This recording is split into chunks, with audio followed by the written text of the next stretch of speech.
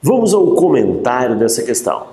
Veja, sobre os componentes de um computador, considere a afirmativa abaixo. Então ele vai apresentar para nós 5 afirmativas e nós temos que avaliar cada uma delas e ver se está correto ou não. E aí depois, com a combinação, encontrar a alternativa que atende. Então, na verdade, nós temos 5 afirmações. Vamos analisar cada uma delas. Como eu falo, é como se fosse 5 questões CESP, certo ou errado, dentro de uma questão múltipla escolha. É mais complicadinho? É. Mas vamos lá, vamos analisar cada uma das afirmativas. Primeira afirmativa, o processador, ou CPU, lembrando o aluno que CPU e processador são sinônimos. Na prática, a gente fala CPU imaginando o gabinete. Para a prova, meu amigo, CPU e processador é a mesma coisa, tá? A unidade central de processamento.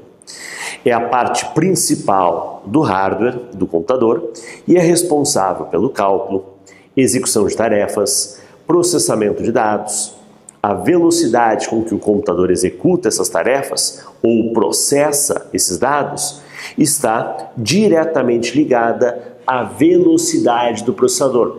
Lembrando que a velocidade do processador também é chamada de frequência e a unidade de medida que usada é Hertz. Ela vai colaborar, ela vai ajudar a definir esse ritmo no qual o processador trabalha. Eu diria que para essa assertiva, tranquilo, correto. Ok? Questãozinha afirmativa correta. Vamos partir para a próxima? 2. A unidade lógica e aritmética, ULA. Dentro do processador existe uma divisão de estruturas. ULA, barramento de controle, são as duas principais, ok? Unidade de controle, ou também chamado de barramento de controle, e a ULA, unidade lógica e aritmética. Essa afirmativa fala sobre a ULA. E aí? É a unidade central do processador que realmente executa as operações aritméticas e lógicas entre dois números, a comparação, o cálculo. Seus parâmetros incluem, além dos números operandos, um resultado, um comando da unidade de controle e o estado do comando após a operação. Cara, texto meio complicadinho, né? Meio chato. Deixa eu tentar explicar para você. Existe uma informação que ela foi carregada para uma área de memória.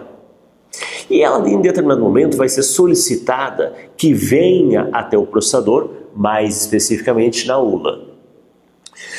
Só que antes de chegar na ULA, ele vai encontrar a chamada unidade de controle, um fiscal, dizendo se a informação pode subir para ser processada ou não. Depois que ela subir até a ULA, ela vai ser calculada, comparada, vai executar a tarefa que tem que ser feita.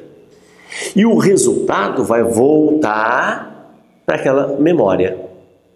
Só que antes de voltar pela memória, ela passa novamente pelo fiscal.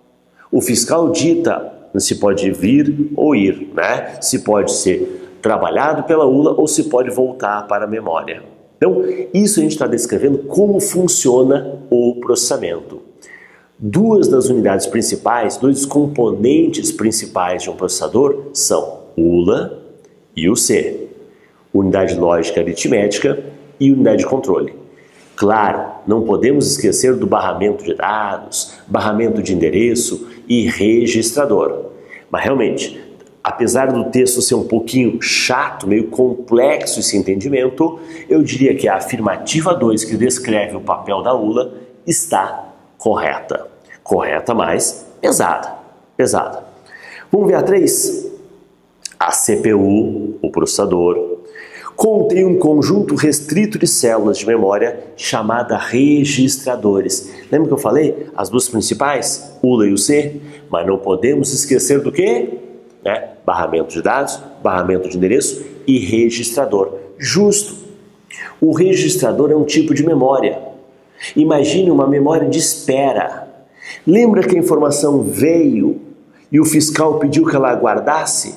Mas eu vou aguardar onde? Vai para uma salinha de espera. Aguarda junto a esse espaço de memória. É uma memória do processador. Então vamos lá, né? A CPU, então, contém um conjunto restrito de células de memória chamado registrador, que podem ser lidos e escritos muito mais rapidamente que outros dispositivos de memórias.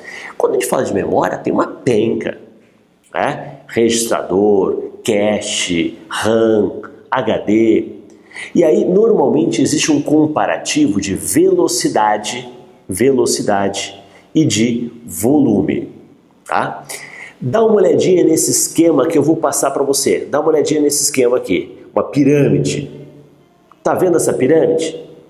Essa pirâmide mostra para você justamente o comparativo. Quanto mais próximo do topo, maior é a velocidade. Quanto mais próximo da base, maior é o volume, a capacidade de armazenamento. Quem está no topo da pirâmide? Registrador. É a memória mais rápida. É mais rápida. Ela já está junto ao processador. Ela está numa fila de espera. Está já pronto para ser trabalhada. Ok? Temos na sequência a cache, rápida. Temos a RAM.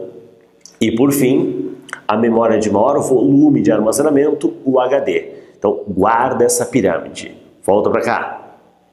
Isto. Então, a afirmativa 3 está correta.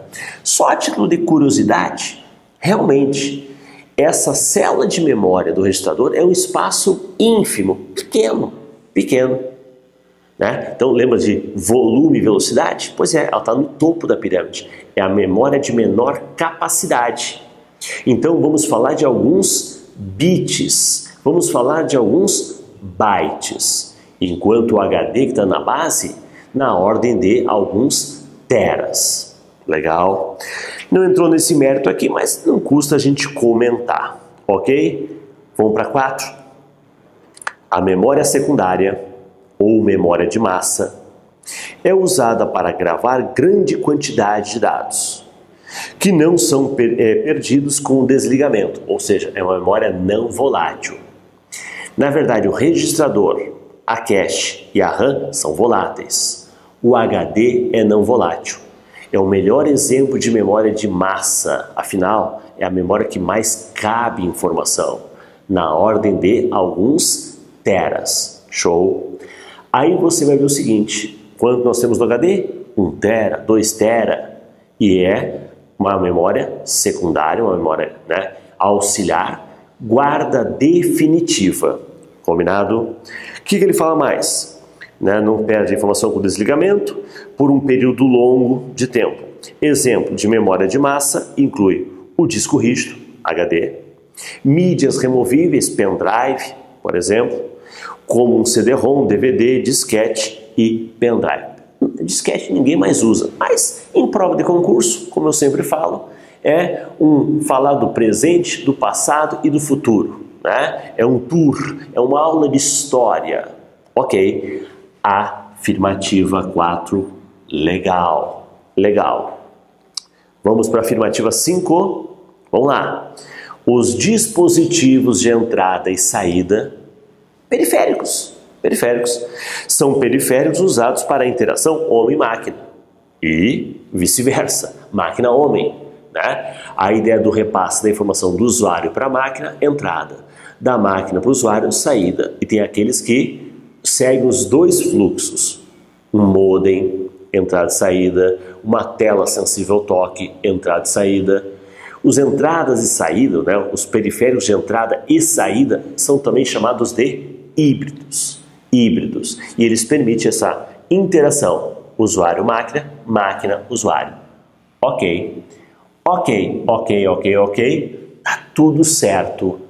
Essa é uma situação que ela não curte. Parece que sempre eu estou deixando passar alguma coisa. Falo para o aluno, não cria, não inventa regra que não existe. Ah, todas certas não tem. Tem. Tem alternativa? Veja lá. Tem. É justamente a nossa letra A. Resposta da questão, letra A. Esta é uma questão muito boa. Por quê? Você percebeu que em uma questão, eu consegui falar de processador, os componentes, falei sobre memória, falei sobre periféricos, eu fiz um tour na parte de hardware. Show de bola! Questãozinha, resposta, letra A. Um abraço e até a próxima.